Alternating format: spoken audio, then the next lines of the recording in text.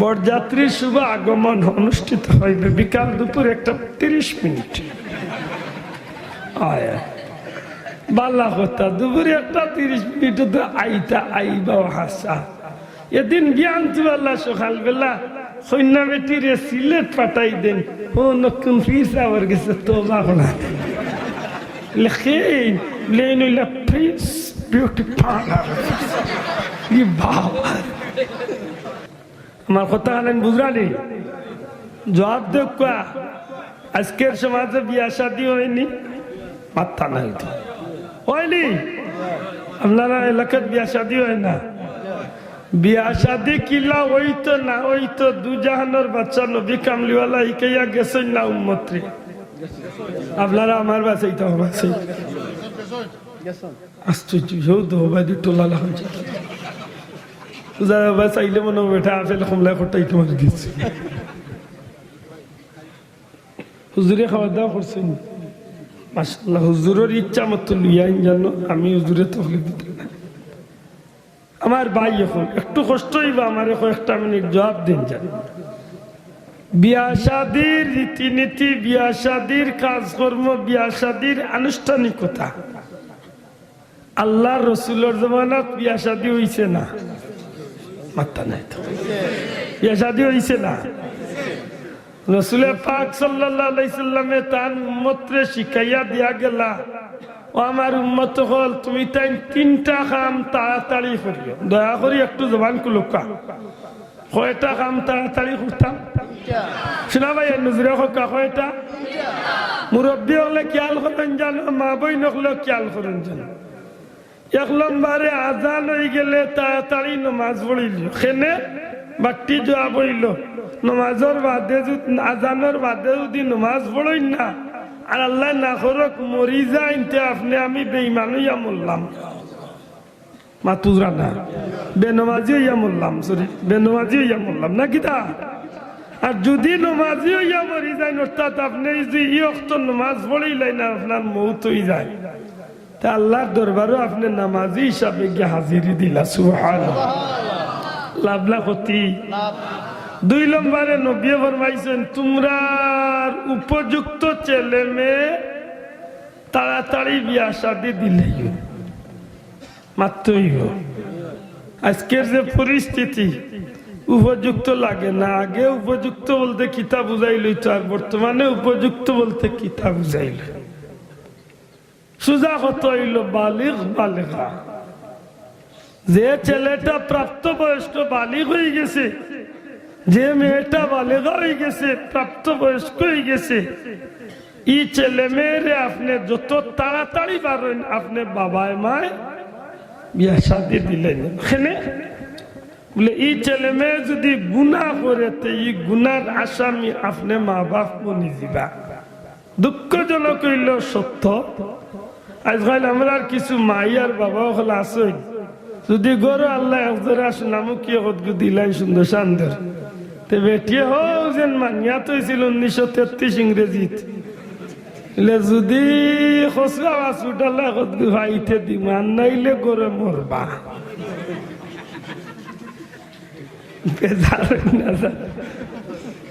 ইলা বহুত মুসলমানের বুড়ি ইন্তর জীবন নষ্ট জানি না আপনারা কাছে এটা ইতিহাস আছেন অন্তত বেশি না পারলো 1-2টা কেস আমি হাতে নাতে দেখাই যেতাম খবর লইয়া দেখছি মেয়েটার বয়স 39 হয়ে গেছে এখনো মা বিয়া দেন না আবর তুকার হো যে দেখতার নামে মানছিল হো তুকার হাসা করি খোকা ও যে আপনার এক সময় আইছে ইদানিং যে অ্যান্ড্রয়েড সেট মোবাইল বার হইছে ইগে আমরা যুবক যুবতী ওগুলোরে খুব আগাইছে না মাথা নাই তো ইগে তো কোনো সময় কোনো মানুষের গুনাহ করতে পারতো না মাথা নাই জানো হল মাতো যেটা জানে কই হইলে হাসা কথা নখ ই মোবাইল নামক ই গজবিজ্ঞে ই গজবে আমার 100-র মাঝে 99টা যুবক যুবতীর চরিত্রের মাঝে কলঙ্ক দাগ ফালানি ফালানি আজকে ও যে মুসলমানের বাচ্চা তোর এত দুর্দিন আজকে সারা পৃথিবীত মুসলমান হকলের এত দুর্দিন খেনে রে ভাই কিতার লাগি, অথচ এই জাতি তো বড় উন্নত জাতি, এই জাতির তো সংখ্যাও বেশি, সম্পদেও বেশি, দেশও বেশি, এই জাতি তো কোনো বাদি ফিসাইয়া নাই, সব বার লাগবে ইচ্ছেতে এই জাতির আজকে এই দুর্দিন খেনে একবার হিসাব করছে বলে না, এই জাতির এই দুর্দিন হওয়ার পিছনে কারণ আছে। ও যে আইস্তনে ১,৫০০ বছর আগে ঐতিহাসিক বিদায় হজ্জের ভাষণ আমার নবী যে উম্মতরে সতর্ক করিয়া দিয়া গেছিলাম, যত সময় পর্যন্ত আমার উম্মতে দুইটা জিনিসে আঁকড়িয়া ধরব, অত সময় পর্যন্ত এই জাতির বুনিয়াদ কোনোদিন মাথা নত করতে হইতো নাই, ইজ্জত হারাইতো নাই, মায়ের খাইতো নাই, লাঞ্ছিত বঞ্চিত হইতো নাই, বেইজ্জত হইতো নাই। অর্থাৎ এই জাতি ইজ্জতওয়ালা জাতি হিসাবে টিকিয়া থাকবো যতদিন আল্লাহর পবিত্র কালাম কুরআন মজিদ, কুরআন শরীফ আর আমি নবীর সুন্নাহরে আঁকড়িয়া ধরবো, অত সময় পর্যন্ত এই জাতি দুনিয়ায় ইজ্জতর জাতি হিসাবে থাকবে। সুবহানাল্লাহ। আশা করি হোকা আজকে আমরা সমাজ এই দুইটা জিনিসের খুব বেশি কদর না বেশি অবহেলা চলাইছে, মাথা নাই। যে বিষয়ে হাত দিবা নবীর সুন্নতরে একেবারে অবহেলার দিকে, যে বিষয়ে হাত দিবা পবিত্র কুরআন শরীফ যে অবহেলাত হয়েছে। অন্য যদি ১,০০০-২,০০০ মানুষ তখন জিকাইন জানো বলে গর কুরআন শরীফ আছে নি কেন মায়া করনি, সবে মুখ দিয়া ইসামরা টুট দিয়া উঠে মায়া করি মায়া কিলা করো। হাসা করি সপ্তাহ একটা দিন তিলাওয়াত করছো, মাসও একটা দিন তিলাওয়াত করছো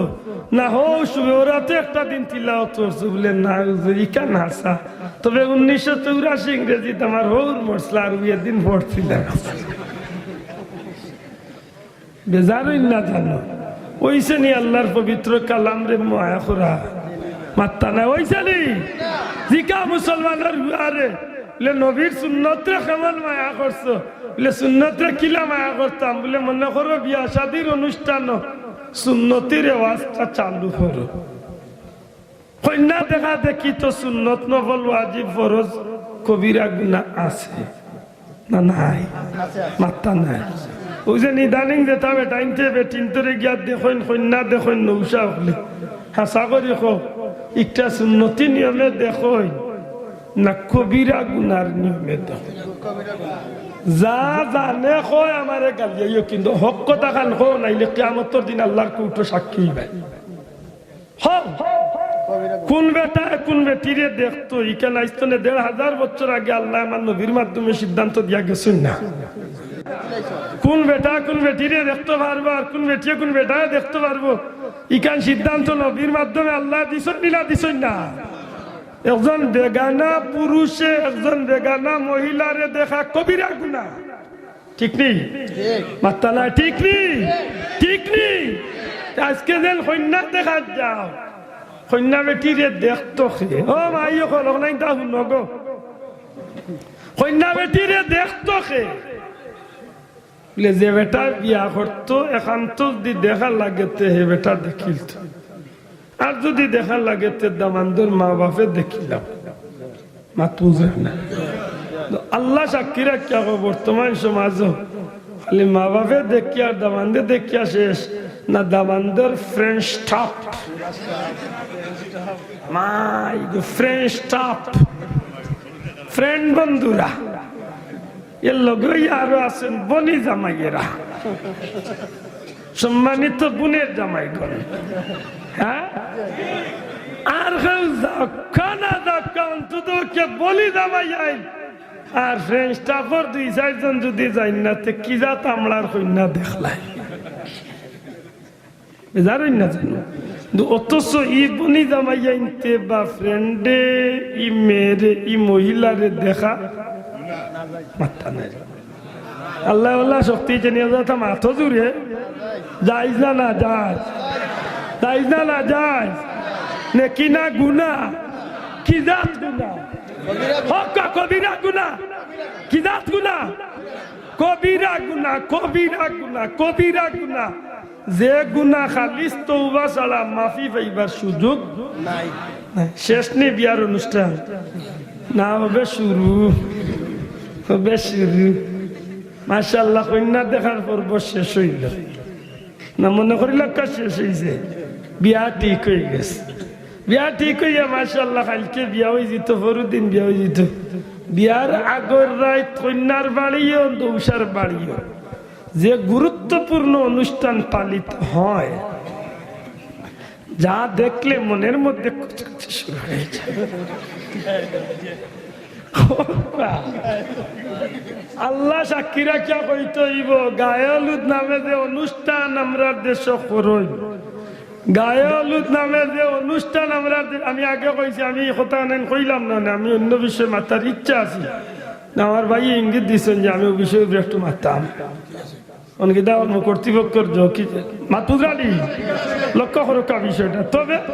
পাওয়া দেওয়া অনুরোধ ধর্ম কথা নাই, আড়ি আসিয়া তো ইয়া ফালাইয়া যাই না জানো,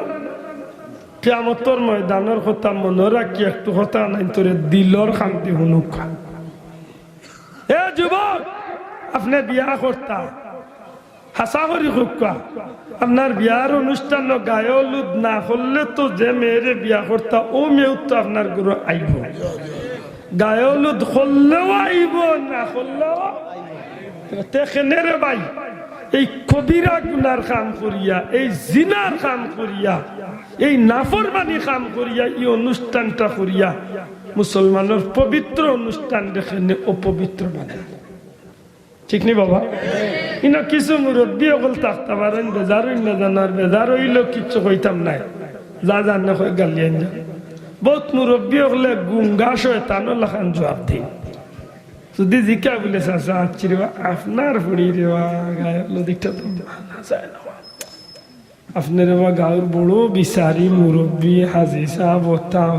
আচ্ছা চাচা ওতা আপনার লাগি সাজলো নি রে, তাই না জবাব কি দায়িত্ব এর দেখা হয়েছে তান্ডে গুঙ্গা শয়তান, তাই উঠে না কোনো জবাব দিবে, ও পুত্রি এইটা আমি না বেটা, হুরুতা হুরুতা দূর শয়তান, কিয়ামতের ময়দানে তোমার লাখান শয়তান রে আল্লাহ দয়ুস বানাইয়া উঠাইবা। ইস্তন এই কান ১৫০০ বছর আগে রহমতুল্লিল আলামিনের সিদ্ধান্ত দিয়েছে, ঠিক এটা কইতেইবা, ঠিক না ঠিক না? দয়ুস বানাইয়া উঠাইবা, দায়ুস বানাইয়া উঠাইবা, এটা ই কান হইয়া জবাব দিয়া বাঁচবার সুযোগ। যারা বিয়া করছো বা করিলাইছো, যদি এমন করিয়া তাকতে তোবা করিয়া আল্লাহর কাছে ছুটো। আর যারা করছো না বিয়া শাদী, সিদ্ধান্ত নেও মুসলমানের বুয়া মুসলমানের বুড়ি হইয়া থাকলে, মুসলমানের ঘরের যদি মুসলমানই দাবি করিয়া থাকো, তে উদখুলু ফিস-সিলমি কাফা, আল্লাহ কইছেন পরিপূর্ণভাবে ইসলামের ভিতরে ঢুকতায়। তখন বিয়ার গায়ে হলুদের অনুষ্ঠান করলে কতখান ইসলামত ঢুকলায় না ঢুকলায় একটু তার নিজের বিবেকের লগে হিসাব মিলাইয়া অনুষ্ঠান করিও, মাতুচ্ছি না শেষ নে বিয়া না। বাদর দিন হইল মেইন প্রোগ্রাম, বরযাত্রীর শুভ আগমন অনুষ্ঠিত হইবে বিকাল দুপুর 1:30 মিনিট। বালা কথা, দুপুরে 1:30 মিনিট তো আইতা আইবা হাসা। এদিন জ্ঞান তু আল্লাহ সকাল বেলা কন্যা বেটিরে সিলেট পাঠাই দেন, ও নতুন ফির সাবর গেছে তো বাংলা লেখে লেন হইলা প্রিন্স বিউটি পার্লার। বাবা ও হেন বুঝিল অন্য তান তো বাপু আসিরে আছে চলিরা তুমি আসো আসো আসো। আমি আল্লাহর কাছে কিয়ামতের দিন হই, আল্লাহ আমি গোলামর তৌফিক আন্দাজা কইছি, মানা না মানা, কারণ আমার এক জবাব আছে। আল্লাহ তো কইতা না বলে তুই তোর বিয়াত গায়ে হলুদ করছিস, আল্লাহর কসম, আল্লাহর কসম দিয়া কই আমি তো নাই, আমার ফ্যামিলির কোনো বিয়া শাদিতে আমি গায়ে হলুদ না। আমার 3 ভাই বিয়া করছি, বই নাই, 3 জন বিয়া হয়েছে, কোনো গায়ে হলুদ না, কোনো বেটিন বরযাত্রী নেওয়াও না। ওই যে আব্দুল আহাদ গোলামায় দা লাগাই দিল, আমার কোনো গায়ে হলুদের অনুষ্ঠান করতো